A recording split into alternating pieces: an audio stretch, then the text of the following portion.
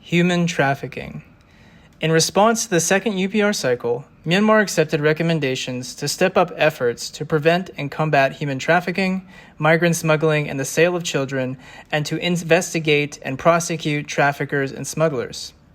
New initiatives aim to increase awareness, improve reporting, and provide timely responses. Despite these efforts, there has been limited improvement, as awareness raising and reporting mechanisms remain inaccessible to the most vulnerable and at-risk populations in rural communities. Human trafficking, especially for forced labor and sexual exploitation, remains rampant both domestically and abroad.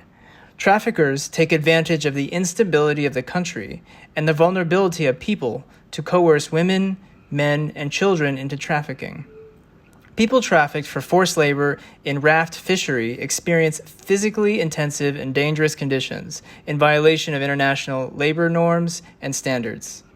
Workers experience violence from supervisors who force more intensive work and from tensions that emerge among people trapped on rafts for several months under precarious living conditions.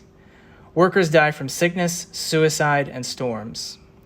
Because traffickers are highly mobile, often fleeing abroad, it is difficult to prosecute cases, resulting in impunity for perpetrators and lack of justice for the victims. Although the 2005 Anti-Trafficking in Persons Law states that the maximum penalty for trafficking is imprisonment for life, there have only been a few prosecutions. There are also inadequate resources to support survivors' social and economic recovery. The government only offers repatriation of survivors and lacks consideration for the victims' human rights, physical, and emotional security. We recommend the following. 1. Abolish the 2005 Anti-Human Trafficking Law, including its bylaws, and enact new laws in consultation with CSOs and other stakeholders to ensure greater accountability for perpetrators and government resources for victims. 2. Pursue legal actions against traffickers and ensure that perpetrators at all levels are brought to justice.